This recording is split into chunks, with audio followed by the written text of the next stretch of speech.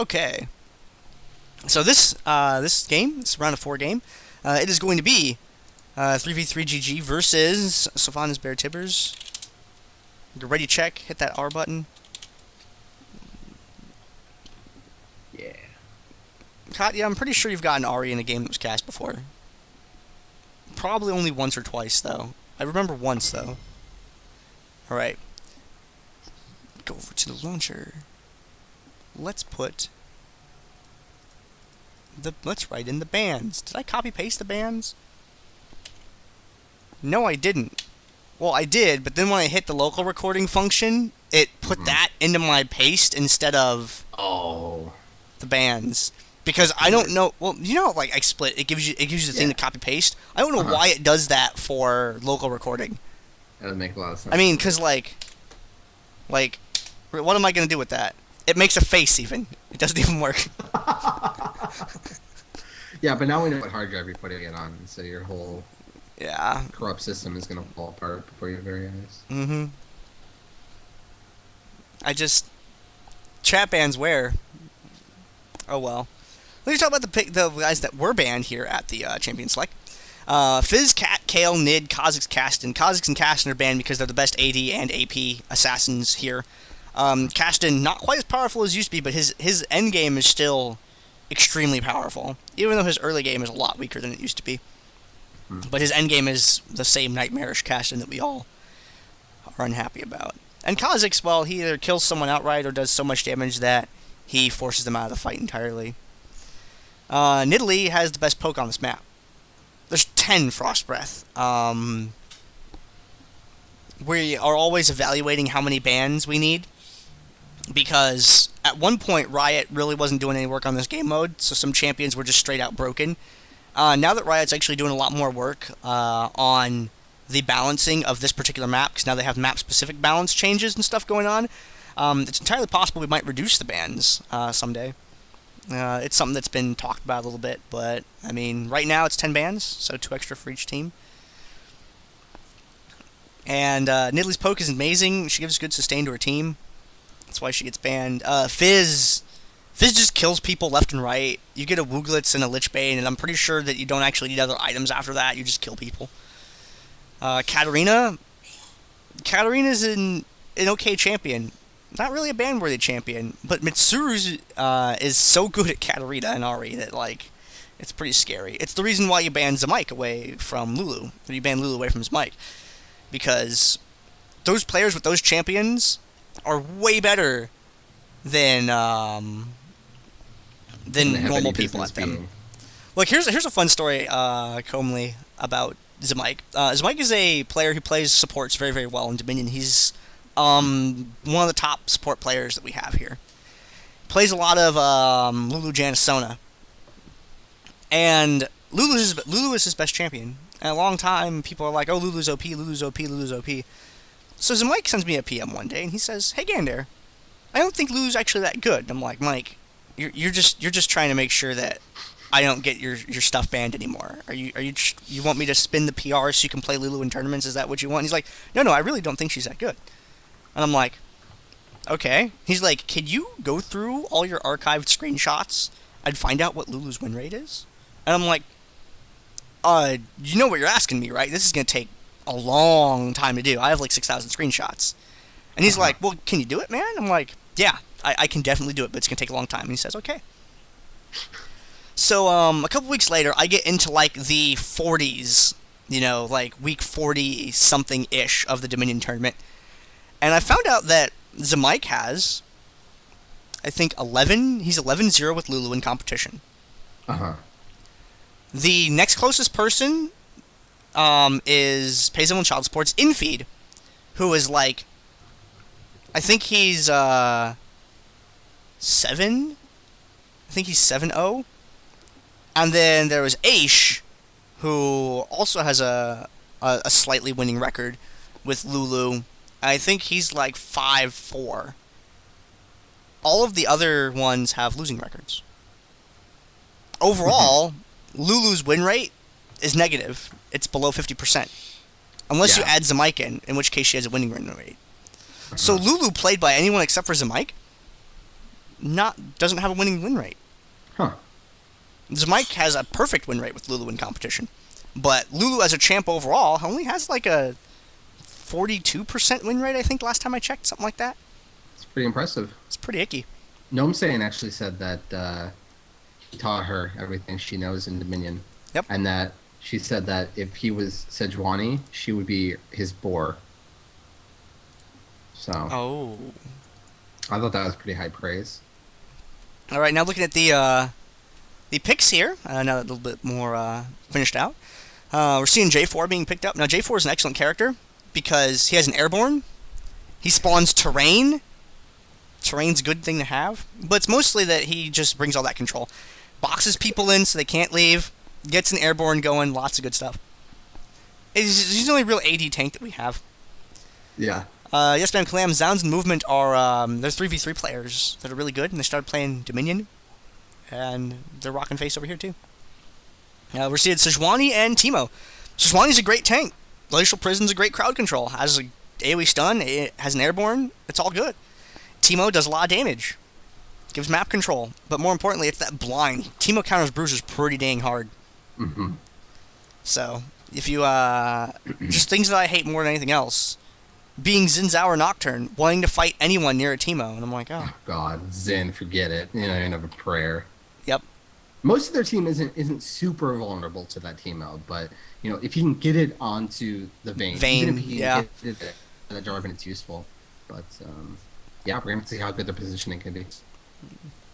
And he just does a lot of damage on top of that. The thing is, he just doesn't really have a lot of abilities. I mean, he just has that. He can shoot you with his blind, maybe get some auto attacks in. Yeah. But that blind and the map control that he can give with the Noxious Traps is just so powerful that, man, if he had another ability, he'd be the best champion in the game. Like, if they took Move Quick away and replaced it with anyone else's anything, Teemo would just be Nightmare mode.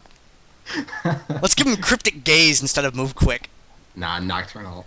I just want to see a flying Teemo. Whoa, dude, would that not be the best, the absolute best Halloween, not Halloween, like April Fool's, right? You replace everyone's ultimate with Paranoia. That'd be funny. Every champion's ultimate goes away, everybody gets Paranoia. That'd be horrifying. The whole game would be horrifying. Yep. And it still uses Nocturne's voiceover, even if they're not Nocturne. It's just like Mundo they still spin, too, so Mundo's like a helicopter, right? Yeah, Garen, too. They could be Team Helicopter. That's pretty cool. People. Yeah, there's so many cool things that I wish they would do for April Fools, but the amount of coding required is just insane. Like, imagine, like, you pick a champ, right? And it has all of that champion's abilities, but it gets a random champion's model. Uh-huh. So you pick Corki, like, so you pick Darius, right? But when you spawn, you have Corki as your model with all Darius' skills. I wish I could leak something that's happening in Heroes of Nearth soon, because you would like it a lot. Ooh. Yeah. I'll just say that. It's related to what you were just saying. I'm hype for whenever that news post actually happens. Han's a pretty cool game. Yeah. I know a lot of people like to trash talk Han, but no, Han's all right. It has its moments. I'll give it that. I watched a lot of Han back when NASL had their Han tournament. Yeah. Because everything NASL I watched, and when they were running Han, I actually sat and watched that entire tournament. Like, when I was home, I watched all their StarCraft also. I love NASL. They're like my favorite organization. Yeah. Are they still like around? I haven't seen them in a while. Yeah, they're actually doing. They're running the production for Blizzard's WCS. Oh, okay, that's right why. now. I haven't followed StarCraft 2 in like 6 months or something. Yeah. I wish they would get back to the point where they can run their leagues again, because, man, they were like the only people that were really doing leagues outside of companies that own games. But I mean, it's so much production and stuff, that it's hard to maintain that. You need a lot of dollars, but they're good guys. And looking down the team comps again, things are pretty straightforward. I mean, we have Bran, he has a stun. Vayne, true damage is great. Cassiopeia's a good bottom laner, does a lot of damage. Leona, crowd control. I mean, nothing's too crazy here. I mean, we see 3v3 GG, they have that's just a straight up good comp for Dominion. Just look at that and memorize what you have. You have a person with a couple of crowd controls. You have a bruiser with a crowd control. You have an AD, a ranged AD. You have an AP with a crowd control. And you have a solid bottom lane champion. That's like a perfect comp. That's just as standard and as good as you can get. That's so solid. But look at the other team. What do they have going on? They have... Who's their bottom laner? Who is their bottom laner? I actually don't know who they bottom lane. Just looking at the players they have. Mm-hmm. But they have Garen, who has a silence, but he doesn't have any hard CC. He doesn't have anything to lock people in place with. Okay. They have Annie. While Annie is good, her stun requires setup. So does Brand's to an extent, but Annie's is, I mean, you miss that stun. I mean, it's a round and a half abilities later before you're going to have it up again. Mm-hmm. I believe now I'm saying predicted the Zyra bot. Because Corville plays bot, apparently. Oh yeah, Zyra, that makes sense. Zyra's really good bottom lane or top lane. Zyra's extraordinarily powerful top lane. But can bottom lane also, so don't forget about that. Just like Nocturne's champion can do bottom or top. Yeah, I hear plants are pretty good in Dominion. It's like, imagine if you could artificially extend your range. Just done. Pretty good. It's I would pick stuff stuff up from across the room. I wouldn't even care. Yeah, why not? Like, no big deal. Hey, I need something in my fridge right there. Oh, man, plants. So good. Mm-hmm. They have a Teemo. So they've got Teemo and Garen, who don't have any way to lock people in place. I mean, Garen and Teemo both have a type of crowd control, but it doesn't lock them down. They don't have a slow. They just have things that affect the person's ability to do damage, or sometimes escape in the case of Garen's silence. They have a stun on a really long cooldown with Sejuani, but Sejuani's got a pretty solid airborne, and they have Annie, who Annie requires setup for her stun. Yeah. So they're significantly lacking in the crowd control department. Garen, not a terribly bursty champion. He's got to stay a little alive for a while to do damage, but he's Garen, so he can do that. Teemo is also not going to burst anyone down. Annie will burst people into the ground very, very easily. Mm-hmm. So, let's see who they end up sending bottom lane. It's. I feel like it's going to be, I don't know. Looks like they're telegraphing Corville. Might not be, but we'll see.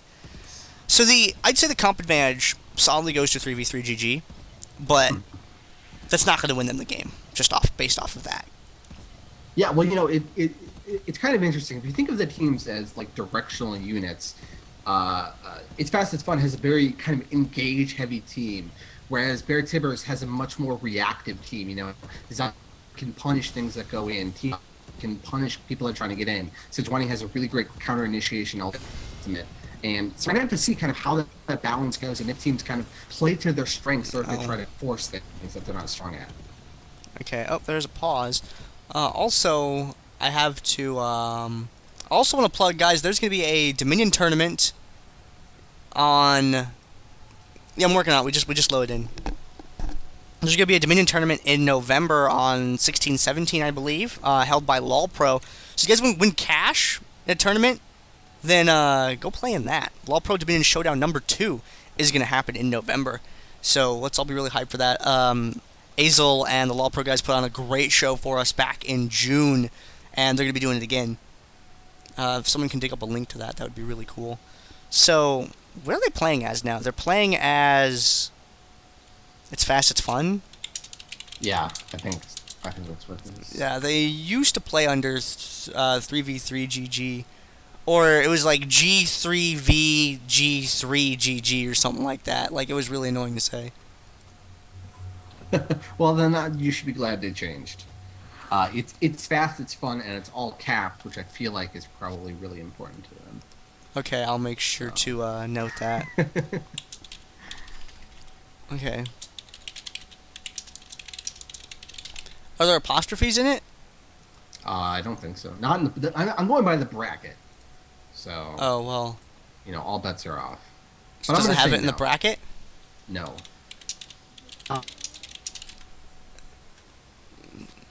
That tagline, actually, the It's Fast, It's Fun thing actually came from the first Ro4 Dominion Showdown, because that was like It's fast, it's fun, it's Dominion. And I'm like, guys, what is this, Dr. Seuss? That's what like marketing company made that?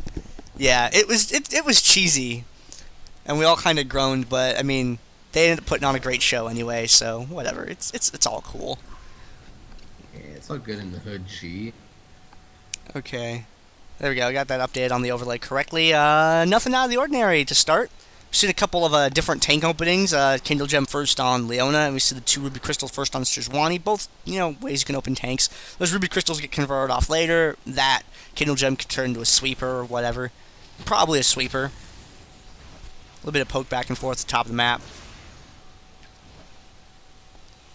Yeah, so what do you think about the bottom matchup here, the Cassiopeia against the Zyra? Feels very execution-based. Right now, as we do see Zyra taking a lot of damage, and a lot of damage going up there on top. Teemo is getting very low, but he should be able to get away. Cassiopeia is able to finish the Zyra on the bottom lane. The action continues on top. Garen very low, Teemo very low. Both of them running away. Teemo goes back in and kind of just dies, not able to get that last damage take off that he wanted. Sejuani going to go down as well. So it's fast, it's fun. It's a very nice start so far. Yeah, in the bottom lane, Cassiopeia should win that matchup. It depends on which one gets their setups off. Cass is a lot more easier to do it with than Zyra is. Yeah. Well, because, the Q is such a short cooldown, and as soon as you hit one of them, there goes your chain right there. We do see Teemo is trying to get that cap on bot, but Cassiopeia did stay in order to cancel it. And really good awareness coming from Sam after the windmill fight ended. He immediately retreated back towards his tower because that's usually when the first gank of the game occurs. Mm-hmm. Top part of the map, Unicorns is defeated. And Teemo and Vayne are playing hide and go blind the ADC in the middle of the map.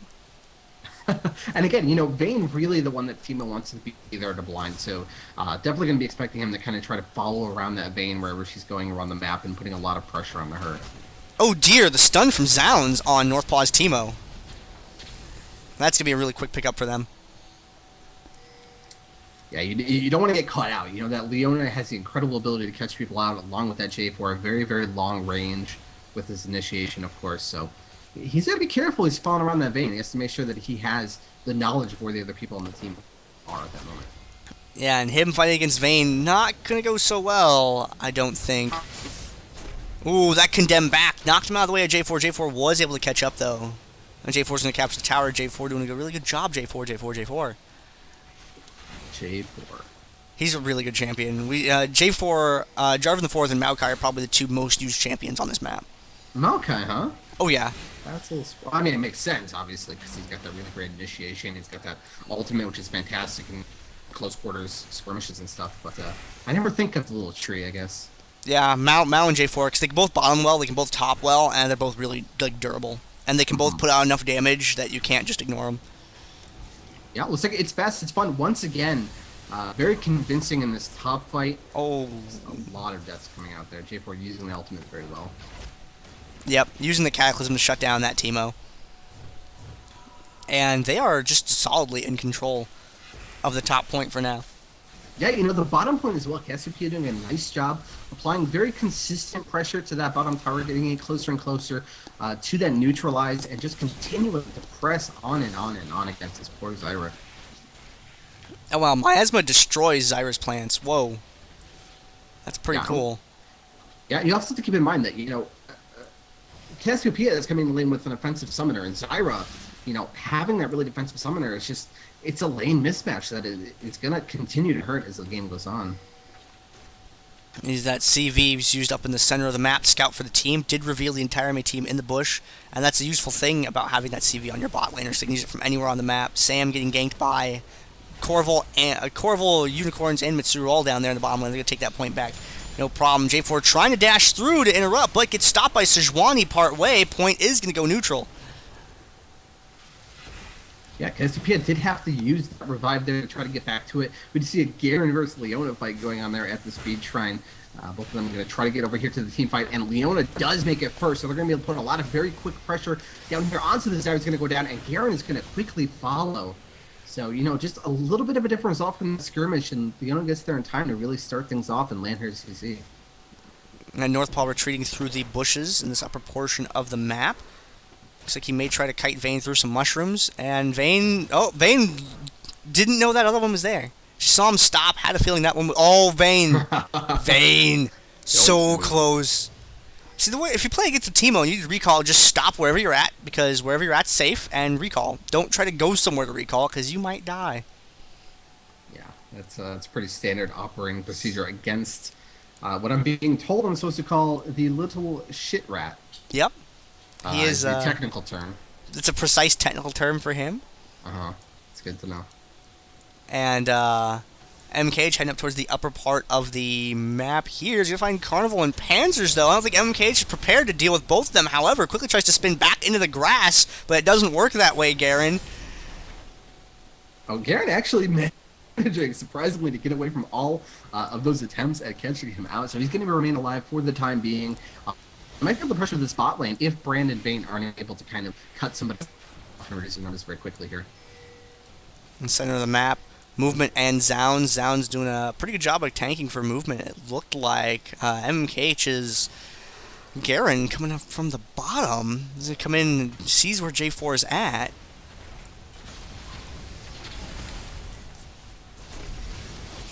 And it does look like there's a lot of action. A nice CC there by J4 is going to be able to secure them one kill. Does he have Cataclysm up? I'm not sure. I believe he has it right now, and he is going to use it and catch 2 right there. Easy cleanup for that J4 and Vayne, putting out a ton of damage.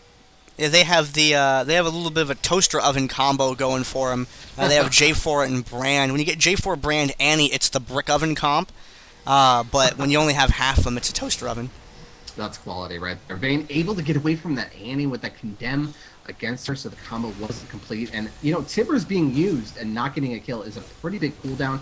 Of course, she will still have it for that tank, the AoE damage, but, you know, not having that full burst combo for quite some time now. And Mitsuru is going to be able to have her stun up. Now, I like this from Mitsuru's Annie. This is what we call the fake stun. It's where you hold on to 3 of your Pyromania, so they think you don't have your stun, and then you hit shield and then a damage ability and stun them with it. I did pop the shield there to get it up, though, so lost the fake out on that time, but that's something we see occasionally from an Annie. Once again, we see that J4 initiation is just so strong. He's really able to set up the fight quickly enough for their burst to get off. You know, Vayne is able to get in a position she wants. You see how well she's kiting right now? Very nice Vayne mechanics right there. Until she goes down at the end and makes me look like an idiot, and then Sejuani kind of waddles away from the fight. Oh dear. Sejuani, Piggy through the wall, man. Can you imagine living in this house, like, right there? And then all of a sudden Sejuani just comes charging through your living room? Like, what kind of insurance do you need for that? Is that even covered? Will anyone cover that? That's how it felt when I lived in Chicago by the rail line. I pretty much had that happen every day. So oh man, there's a streamer, Mecha Richter, who lives right by the rail line. He plays a lot of Castlevania Symphony of the Night. And you can tell the time of day by what time the trains go by at his place. So when he's streaming, times his runs. He doesn't need an external timer. He just uses the trains. Yeah, man, it's pretty cool to listen to Mecha Richter stream, because when that happens, man, it's pretty cool stuff. Seeing Zounds taking a lot of damage there. Cut out here. Can she protect Vayne long enough to put out the damage? That's really the key question to ask here in this fight. Sejuani is able to get the tumble really easily. A very nice Zenith play there by Leona. It's going to lock up everybody. Oh my gosh! That Cataclysm was way too powerful. And you see Brand, look at all of the damage that he got from that. That's how the toaster oven toasts, man.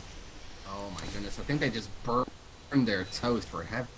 Oh my god. Insert enemy team, bake to 400 degrees Fahrenheit, receive triple kill. That's how you J4 Brand. Yeah. That was an amazing Cataclysm. It was really well played by J4, but you have to give credit to the Leona, because she really set it up. She kept them there long enough for J4 to get there, and we do see that Zyra is going to go down here in the bot lane as well to the Vayne, who's just been doing a fantastic job. Now that was critical hit, super effective, like double damage type bonus. Glacial Prison in the middle of the map. Yeah, those men get 2 targets, but they do have a lot of support here. We're going to see who's able to come out with a win here. We do have Leona trying to put CC on as many targets as possible, and it looks like she is just going to try to run away, but the Team Mushroom going to do her in. Yeah, gotta watch out for those noxious traps. That map control is pretty good. Movement. I'm terrified. Movement, that's DFG. Movement, get out of there. That's everything bad happening at once. You're stunned. MMKH able to catch up, deliver the silence, and that's all she wrote. Yeah, that's the thing with Vayne. You know, make one positioning mistake, and one CC lockdown is typically enough to get you either dead or very close, and that was, of course, more than enough to take her down. So now we do have Brand and J4 trying to defend up here on top, and it looks like it might be close. if he's able to put out enough damage. But oh, Panzers! He didn't need to step on that. That was the dirtiest mushroom placement I've seen in a while. J4 Cataclysms, and he puts the mushroom in the Cataclysm. Like, hey, J4, you're in here anyway. Here, have this. That's not very friendly, Northpaw. How could you ever do that? He was trying to make a mushroom pizza in the oven. Oh, yeah, you know, add mushrooms. Yeah, he was just trying to make it delicious. Now if you get J4 Brand Anti-Timo, it's a brick oven combo with mushrooms. Oh, this is amazing. Who could be sausage? Like Tarek? And then you have a I don't know too much about that. Northpaw gets condemned in the wall up the top part of the map. Movement takes a lot of damage from Mitsuru. And Mitsuru actually able to finish off with that Blackfire Torch. DFG over here is Blackfire Torch. So, oh yeah, that's right. It used to be its own item, but then they just basically made it DFG's effect, but kept the name Blackfire Torch. I don't even know why. Glacial Prison on Panzers. He's stunned. Northpaw able to catch up. Eats that shield right away with a blinding dart. And he's going to J4 through the wall right into the health relic. Yeah, no! The Noxious Trap! He is going to die to the Shroomatorium there in the jungle. But we're seeing the difference between the Sejuani initiation compared to the It's Fast, It's Fun initiation. It just really doesn't compare. Zaun's taking the stun. He's going to get taken down by MMKH's Garen there. Movement, taking a little bit of damage from that blinding dart. That's actually a lot of damage from that blinding dart, actually. That's pretty painful. I don't want to get hit by that. Yeah, no, that does quite a bit of damage at this point in the game, of course, as well. Oh, that's CV. Get out of that bush, Cassiopeia. I know exactly where you're at. Trying to be a sneaky snake, but it's not working this time. Nope.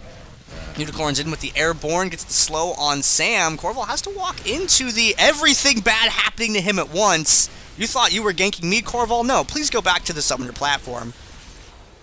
Oh, that revenge kill with the passive, though.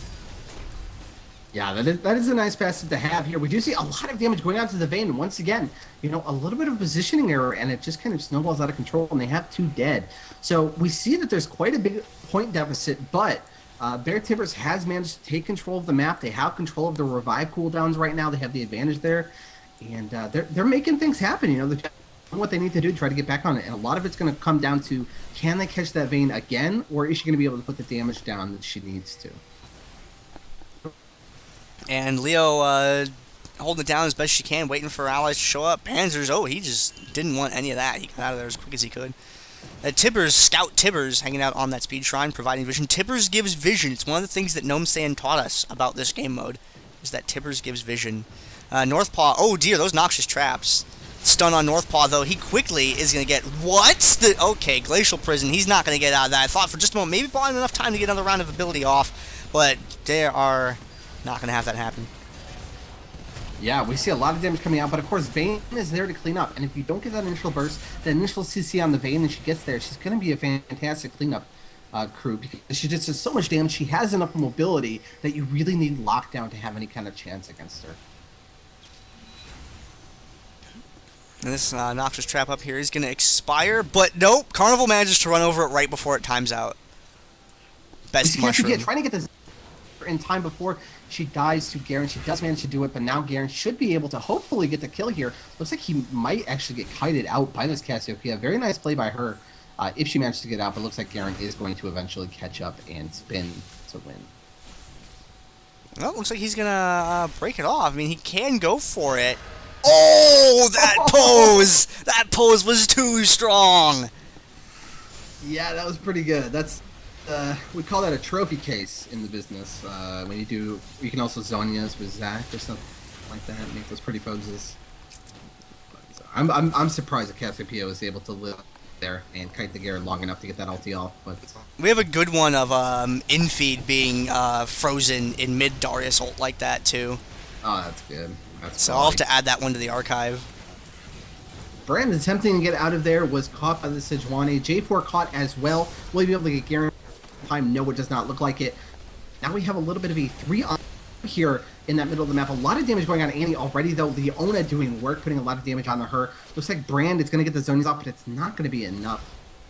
And it's all on Leona, and she's going to fall pretty shortly here.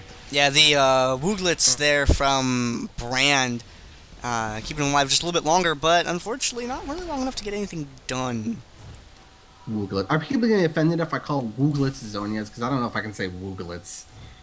I don't think it's the ability names are a little wacky between game modes.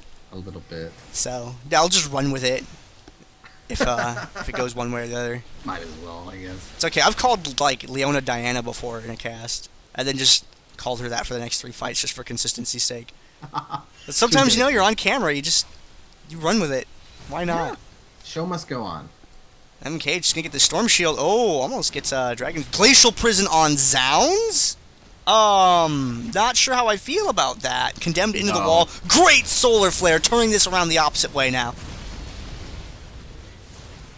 Yeah, once again, we see the difference in the quality of the initiation as well as just the ease with which you can do AoE initiation. You know, Sejuani kind of has a weird angle to that ultimate. It doesn't have quite the AoE you would want. And he's going down as well. And here is the opportunity that they were looking for. Their chance to take back control of the map, back control of that very important windmill point, and hopefully try and close the game out. Yeah, that was a really good turnaround. The Glacial Prison did not land the way they wanted to, and that just reversed right into a Solar Flare into their team being defeated there. So that fight turned around completely. Zounds coming around for Corval, lands in with the stun and the snare. There is the Stranglethorns, and Corval is going to be able to get away. Yeah, actually manages to just barely get away from that. Very nice for him moving it back to the well and heal up. Oh dear. Brian trying to do his best to defend 3 versus 1 top. I don't foresee this going too well for him. Yeah, Cassiopeia is just really mowing these plants away. Ooh, that flash forward from movement. Nope. No, it was a good try. Not enough attack speed. He had the vision of the brush, but just too much damage from the little girl. I think Rival has it correct. Franker Z. He knows exactly how this works. Panzer's coming up in the middle of the map. Northpaw looking for movement. Movement, you're going to die. And it's going to be very unfortunate unless J4 is able to save movement. Coming into that fight, throwing down the Cataclysm, taking Teemo out. Zounds is going to show up now, still trying to save movement. It looks like they are able to do so. Movement got a little bit overextended. His team was able to get up there in time to bail him out, though. Every time this J4 and Leona match up and they have cooldowns, they're always able to make something really nice happen. And, you know, it's just really great coordinated play by those two. So you get this top point back. Sejuani down here in the bottom lane. Sam might get a free trip back to the Summoner platform. We'll see how it goes. There's the Petrifying Gaze, and not able to put enough hurt on to Corval to take him out, unfortunately. We do see a little bit of damage here over at the drill. Garen trying to put a lot of damage, but just not doing very much. You know, Brand casually walking through that spin, and I don't know if they're going to be able to defend this point. No, it doesn't look like they're going to be able to, but maybe they'll get the drill in the process. Northpaw, the only one left alive over here. Zounds and Panzers, a little bit too durable for Teemo to take down. Yeah, they're going to get the drill for this. They're going to get the neutral at least. They might not get the full cap. Zyra is on her way here. Can she get something down fast enough? Nope. Just barely a moment too late to click to interrupt. About as close as you can get, but they are going to get their own point back there. So it is going to still be that 3-2 with only about 45 points left here for whoever's Bear Tibbers. Who is it? What is the name? Sofanda's. Sofanda's Bear Tibbers. Sofanda is the name of a very popular person in a certain circle in a certain Canada. Oh, gotcha. Ooh, the Solar Flare might tag MKH. Is he going to be able to get away? Pillar of Flame lands. Everything lands. MKH is going to be defeated here. Panzer's taking the entire enemy team for a walk in the process, though. Yeah, we do have It's Fast, It's Fun grouping up here. This is where they've always been strong. Is this Sejuani initiation going to be enough this fight? That Glacial Prison, I'm actually surprised I got the stun on both of them there. That was pretty far apart when that happened, but hey, you know, things happen. Throws down the DFG on movement, but not able to get any damage follow up. Northpaw isn't really able to put the hurt on either. They go over. Did you see that? Did you see that? He took the time to shoot the mushroom so that Brand could walk around safely.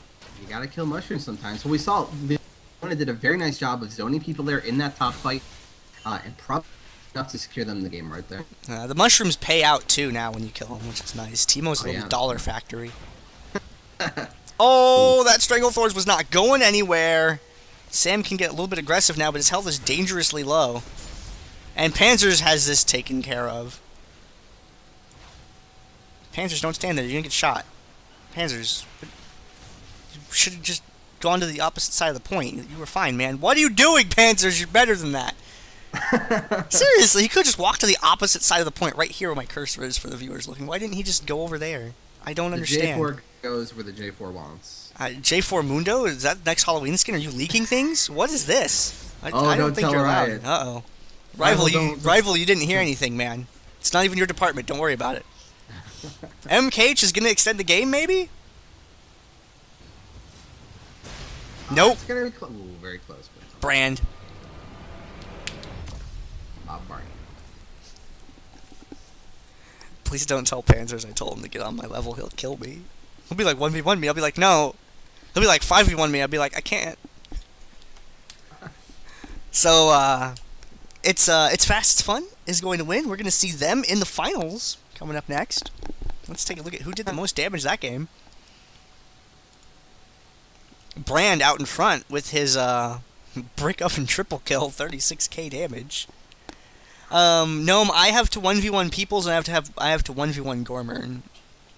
But I just have no free time. Like, yeah. I'll 1v1 anyone. Shadow Fiend, no items. Ooh. Any day of the week. You heard it here, guys. You know what? It'd be awesome if you were in on a bit one of these days. I'll tell you about it. Yeah, I'll pivot to you on Skype during the commercial. I had something funny I was gonna do at one point. Alright. It'd be really amusing. I just got hold on. I got game invite. Got something really important. What happened? I just got followed by Austin Xmas Trees on Twitter, and all they do is sell Christmas trees in Austin. And I don't know why they're following me on Twitter. They want to sell you a Christmas tree in Austin. Why don't you need a Christmas tree in Austin? What if I celebrate Kwanzaa or something? That's very insensitive. They didn't even ask. You could trade a Christmas tree for like 6 of those things that Kwanzaa needs. Yeah, whatever. The trees are big and expensive, man. You'd be like, hey, I need this. I'll sell this tree to you for $40, and you go buy. Half-hearted thing. Should I be accepting that? Yeah, that's the next game. Okay. Boom. Why aren't they following Dominate Gaming, says the guy who's based in Texas with the Dominate Gaming everything. I don't know.